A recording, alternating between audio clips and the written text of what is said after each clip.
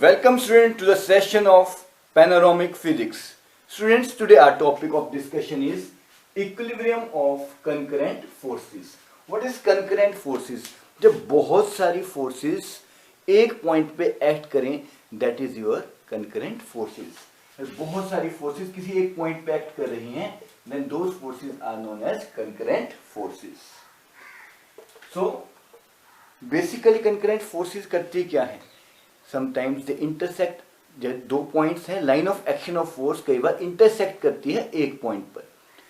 And what is equilibrium? Equilibrium का मतलब क्या हुआ? इक्विलिब्रियम का मतलब है कि बॉडी पर कोई भी एक्सेलरेशन या जीरो एक्सेलरेशन है. अब जीरो एक्सेलरेशन का केस हमें बताया था न्यूटन फर्स्ट लॉ ने. फर्स्ट लॉ क्या कहता था? या तो बॉडी रेस्ट पे होगी या यूनिफॉर्म मोशन में होगी. देखो एक्सेलरेशन जीरो से दो तरह से हो सकती है. इक्विलिब्रियम मींस एक्सटर्नल फोर्स अगर पार्टिकल पे कोई लग रही है, when the net external force on the particle is zero. तो ये एक्सेलरेशन जीरो होने का केस दो तरह से हो सकता है स्टूडेंट्स. या तो बॉडी चल ही ना रही हो, इधर एट रेस्ट और यूनिफॉर्म मोशन में, या उसकी यूनिफॉर्म वेलोसिटी हो. यूनिफॉर्म वेलोसिटी मींस या वो यूनिफॉर्म वेलोसिटी से यूनिफॉर्म मोशन एग्जिबिट कर रही हो, देन एक्सेलरेशन इज जीरो. तब उसकी एक्सेलरेशन जीरो होगी. So the forces which are acting at the same point. तो कॉन्करेंट की डेफिनेशन क्या बनी? Concurrent forces is basically concurrent forces यही क्रिएट करती हैं equilibrium. The forces which are the forces which are acting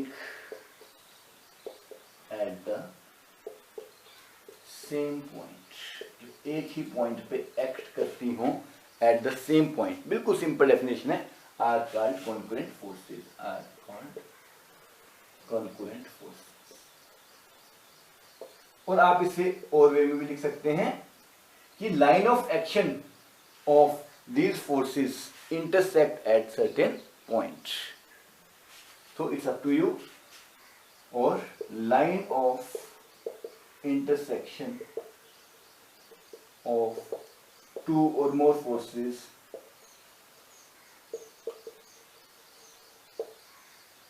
line of action, sorry, not line of intersection, line of action of two or more forces intersect at certain. आप इसे इस तरह भी define कर सकते हैं, but the more easy way to remember is जो एक ही पॉइंट पे एक्ट कर रही हैं. एक ही पॉइंट पे एक्ट करने का मतलब है फोर्सेस की लाइन ऑफ एक्शन से ही है. Now what is equilibrium? Equilibrium is simply, आप you can remember by three steps. Equilibrium का मतलब है external force zero, means Newton first law क्या बताता है? न्यूटन फर्स्ट लॉ बोलता है जब तक बॉडी पे कोई फोर्स न लगे. न्यूटन फर्स्ट लॉ ने भी यही कहा था हमें. हियर नाउ एक्सेलरेशन जीरो होने का मतलब है बॉडी रेस्ट पे है, with Newton law state body at rest या और uniform motion, then equilibrium is established. जैसे एग्जांपल में बात करते हैं. मान लीजिए एक पॉइंट पे दो फोर्सेस हैं. जैसे ये रोप है और एक फोर्स इस साइड में लग रही है रोप के, एक फोर्स इस साइड में लग रही है. Let this force be your F1 and let it be your F2. No, इनका रिजल्टेंट जो आएगा that is something F1 plus F2. To have equilibrium, to have equilibrium, to have equilibrium, what will be the condition? That these forces net force applied, इनका हमने क्या बताया था? Overall force का जो एप्लीकेशन है point is zero. So here you can write F2 equal to minus F1 or F1 equal to minus F2, either way. So that shows the condition of equilibrium. ये तो था दो forces की बात. Let us consider a point. We have to apply three forces, three concurrent forces. And what will be the condition? इसे हम simple से एक डायग्राम से समझते हैं. यहाँ पे हमने एक फोर्स लगाई हुई है. Let me more straight. One force is here, one force is here. Let this be F1, this will be F2, and let it be your F3, and this is your point O. Now what will happen? यहाँ से force लग रही है इस point पे, यहाँ से force लग रही है, यहाँ से फोर्स लग रही है. Now according to parallelogram law, अगर हम बात करते हैं पैरेललोग्राम लॉ की, तो उनका रिजल्टेंट हमेशा डायगोनली जाता है। तो this resultant suppose it is F is equal to, resultant हमें हमेशा इंफॉर्मेशन किसकी देता है students? Resultant always provide us information about the sum up of various forces. उनका जो ओवरऑल रिजल्ट होता है that resultant gives us, let it be like that. Now हम जानते हैं F3। Now what is F? From here F is generalization F1 plus F2 इनके sum के बराबर होगा। And also we know F3 is equal to minus F। अगर हम linearly देखें तो ये पूरी फोर्स इस फोर्स के अगेंस्ट है, this force F is against the force F3। तो what will happen now? Here F3 is balanced bye F1 plus F2 and condition of equilibrium क्या कहता था? Now again it will be specified F1 plus F2 plus F3 is equal to, write it in bracket because here F3 is equal to minus F। basically हुआ क्या step में? once more F3 is equal to minus F, it means in place of minus F we will write implies F3 is equal to minus F1 plus F2। that clearly shows that F3 minus F1 plus F2 के बराबर है। And equilibrium condition क्या बोलती थी कि sum of this forces turns out to be zero, then F1 plus F2 plus F3 is equal to 0।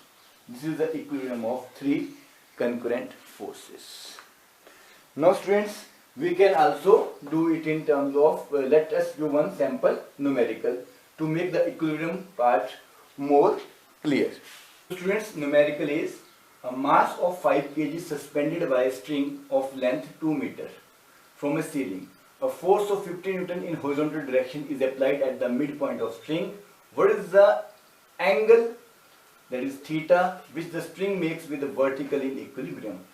अब एक रोप से आपने मास अटैच किया, obviously अब आपने इसे अटैच किया, then you are also applying a force at the same time। obviously अब इसकी मिड पॉइंट पे हमने क्या लिखा हुआ है, ध्यान से पढ़िए। A force of 50 Newton horizontal direction is applied. This is the horizontal direction and force of 50 Newton is applied here at the midpoint of string। अब आप स्ट्रिंग के मिड पॉइंट पे फोर्स अप्लाई करोगे, obviously स्ट्रिंग विल बी, इस middle point पे string के दो विभाजन देख रहे हैं आप, 1 meter here 1 meter here because string is of 2 मीटर। मैं ये बता रहे हैं कि वर्टिकल के साथ वो कितना एंगल बनाएगा। Students from here mass is 5 kg, mass यहाँ पे है 5 kg एंड हॉरिजॉन्टल फोर्स कितनी गिवन है? Horizontal force is 50 newton. Horizontal force, horizontal point on the string, point P पे जो एक्ट कर रही है that is your 50 newtons. Now we have mass also, horizontal force also. Now here this is the weight, this weight is why I have written 50 Newton.